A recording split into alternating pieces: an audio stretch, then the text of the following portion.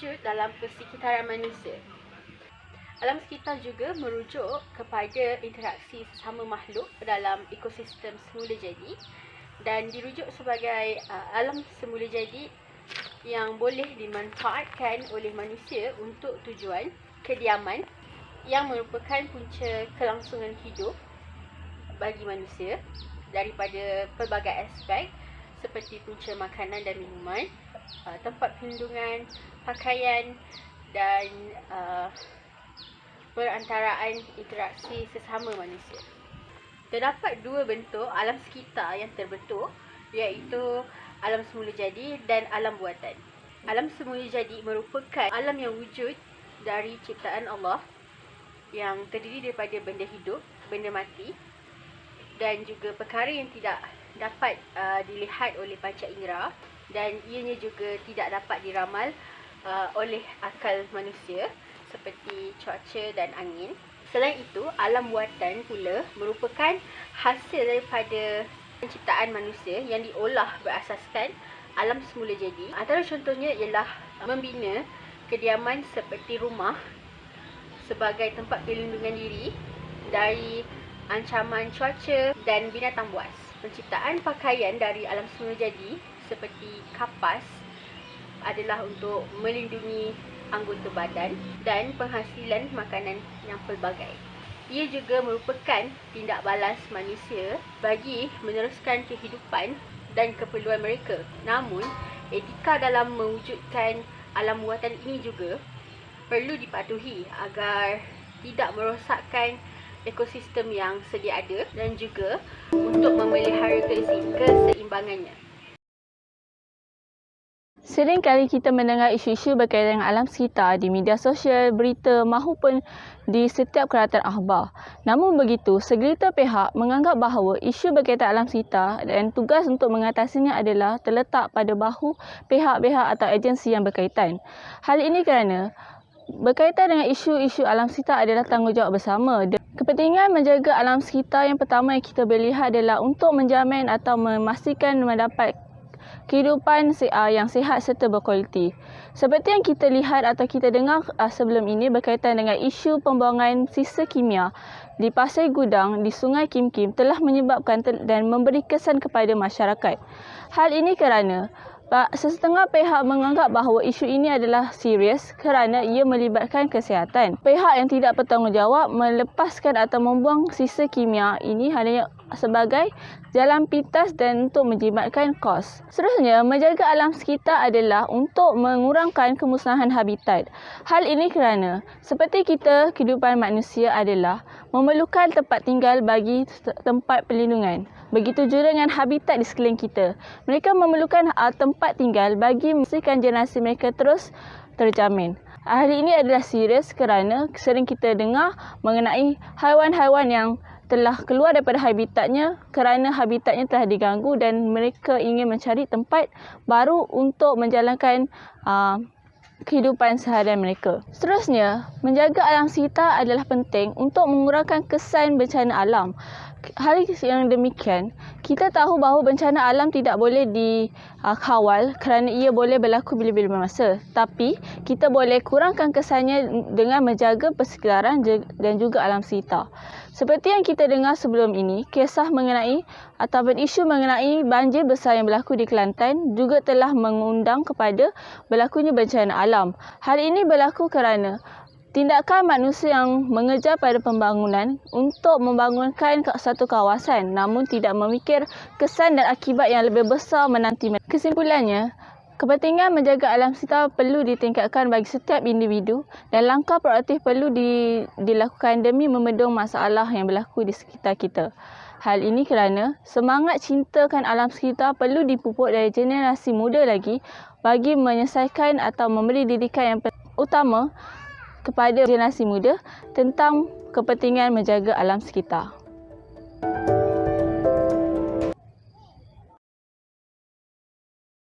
Di sesebuah negara yang pesat membangun, pastinya akan terdapat isu-isu yang berbangkit. Lebih-lebih lagi, isu tentang pencemaran alam sekitar dan ianya mendapat perhatian untuk dibahaskan lebih-lebih lagi dalam kalangan para media. Isu pencemaran ini termaktub dalam Akta Kualiti Alam Sekeliling 1974 yang mendefinisikan secara ringkasnya bahawa pencemaran adalah sebarang perubahan secara langsung atau tidak langsung kepada sifat-sifat fizik, biologi dan kimia atau radiasi yang boleh memudaratkan kesihatan dan merosakkan persekitaran. Justru itu, pencemaran disifatkan sebagai perbuatan yang tidak bermoral oleh manusia atau ianya berpunca dari tindak balas alam semula jadi seperti letusan gunung berapi yang boleh menyebabkan pencemaran udara dan tanah. Salah satu pencemaran yang kerap dibahaskan ialah jerebu yang merupakan pencemaran udara. Jerebu memberikan kesan yang buruk terhadap kesihatan dan memberi impak negatif pada udara. Jerebu terhasil dari pembakaran terbuka yang berleluasa, utamanya di dalam cuaca panas yang tidak menentu. Sehubungan dengan itu, ianya juga berpunca dari pembakaran hutan dari negara jiran, iaitu Indonesia. Hal ini berlaku kerana pengaruh tiupan angin monsun barat daya yang menyebabkan penyebaran bahan pencemar dari wilayah Pulau Sumatera, Indonesia menuju ke semenanjung Malaysia. Bahan pencemar ini terhasil daripada kebakaran secara besar-besaran, lebih-lebih lagi daripada aktiviti pembukaan tapak pertanian dan kebakaran hutan tanah gambut. Ianya juga memberikan kesan terhadap peningkatan bacaan Indeks Pencemaran Udara Malaysia. Seterusnya, pencemaran udara juga sangat berkait rapat dengan pencemaran bau. Lebih-lebih lagi yang berpunca dari pelepasan asap dan aktiviti pemprosesan yang menghasilkan bau busuk dari kilang perindustrian.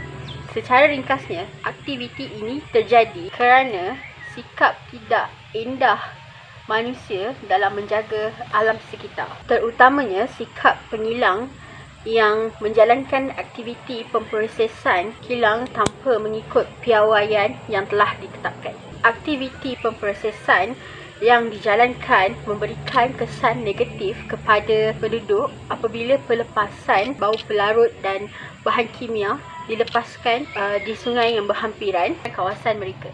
Dan juga terdapat kilang yang memproses plastik mengeluarkan bau yang keras kerana tidak menggunakan alat kawalan udara yang bersesuaian dan tidak mengikut piawaian yang telah ditetapkan. Jika diamati semula, aktiviti tersebut tidak hanya dikaitkan dengan pencemaran udara dan bau, malah ianya juga boleh dikaitkan dengan pencemaran air. Ini kerana sisa pemprosesan kilang tersebut dibuang atau dilepaskan ke dalam sungai yang berhampiran dengan kawasan perumahan penduduk. Seterusnya, sisa pemprosesan tersebut mengandungi bahan kimia dan mengeluarkan bau busuk yang menyebabkan sumber air bersih terjejas. Selain itu, pencemaran air juga boleh berlaku akibat pembalakan haram. Ini kerana pembalakan haram yang tidak terkawal menyebabkan perubahan muka bumi dan memusnahkan hutan sebagai kawasan tadahan air.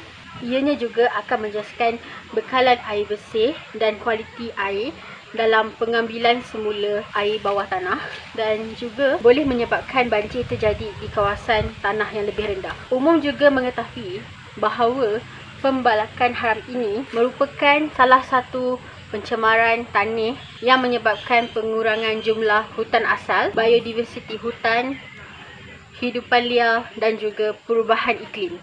Ianya juga berpotensi menjadi hakisan tanah dan juga tanah runtuh.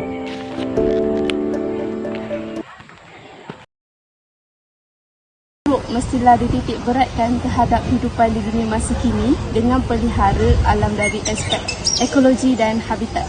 Antara implikasi utama daripada pencemaran alam sekitar adalah pencemaran udara.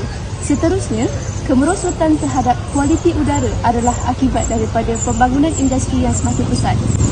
Fazul Razman Sulaiman memaklumkan bahawa pencemaran udara boleh mengancam flora dan fauna dan persekitaran alam dunia serta menyebabkan kesihatan manusia terjejas. Selain itu, pencemaran air juga merupakan salah satu kesan buruk terhadap pencemaran alam sekitar. Pencemaran air merujuk kepada perubahan dari segi kimia, fizikal dan biologi telah menyebabkan sifat-sifat semula jadi air menjadi buruk serta mampu memudaratkan. Perkara itu boleh dirujuk terhadap kegiatan yang tak terkawal seperti pembangunan dan manusia kian lalai untuk pelihara aset yang penting mampu menyebabkan mereka mengalami masalah yang terlalu serius iaitu kekurangan bekalan air yang bersih. Pencemaran bunyi juga adalah salah satu pencemaran alam sekitar yang boleh mengancam kesihatan serta kesejahteraan masyarakat. Masalah bunyi bising atau hingar merupakan isu pencemaran bunyi terhadap alam sekitar. Jika aras kepada kebisingan melebihi piawaian yang telah ditetapkan mampu menjejaskan kualiti kehidupan dan mengganggu terhadap kesihatan pendengaran jika dialami secara kerap dan berterusan. Tambahan lagi, antara pencemaran alam sekitar adalah pencemaran tanah yang berlaku di suatu kawasan dan akhirnya terjadi kesuburan, kehafisan dan pertukaran warna di tanah. Menurut Sultahman Kastin Hassan, sekiranya alam sekitar dibiarkan berasimilasi secara sendiri ataupun sehingga ekosistem stabil dengan sendiri dan gagal dalam membersihkan persekitaran, hal ini perlu diusahakan dan ditangani oleh pihak yang berwajib. Teknologi ini, isu-isu berkaitan dengan alam sekitar sering kita dengar di setiap platform. Namun begitu, langkah yang proaktif perlu diambil bagi menyelesaikan masalah ini dengan segera. Antara langkah yang kita boleh ambil adalah bermula dari didikan ibu bapa itu sendiri. Seperti yang kita tahu, didikan ibu bapa penting demi membentuk sasiah anak-anak. Ibu bapa bertanggungjawab sebagai model ataupun contoh kepada anak-anak kerana setiap etika ataupun tingkah laku yang dilakukan oleh setiap ibu bapa akan diikuti oleh anak-anak. Seperti pepatah yang kita selalu dengar, dengan mana tak tumpah kalau kuah kalau tidak ke nasi. Hal ini kerana didikan ibu bapa adalah sangat penting. Kesibukan kerja bukanlah jadi faktor untuk melepaskan tanggungjawab mereka dalam memberi didikan kepada anak-anak. Didikan yang lebih berkesan perlu diberikan kepada anak-anak seperti meluangkan masa bersama mereka di hujung minggu dengan membersihkan kawasan rumah serta langkah yang proaktif boleh diambilkan dengan menonton rancangan televisyen bersama. Langkah seterusnya yang boleh kita gunakan untuk atasi masalah ini adalah menggunakan platform yang berkesan untuk menyampaikan dan menyalurkan maklumat-maklumat berkaitan dengan alam sekitar.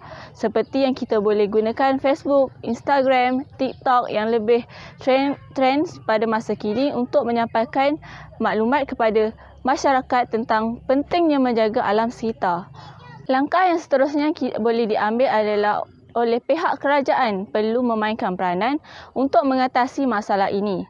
Hal ini boleh dilakukan dengan mengukuhkan undang-undang berkaitan dengan alam sekitar dan menyalurkan berkaitan dengan akta-akta yang berkaitan dengan alam sekitar kepada masyarakat.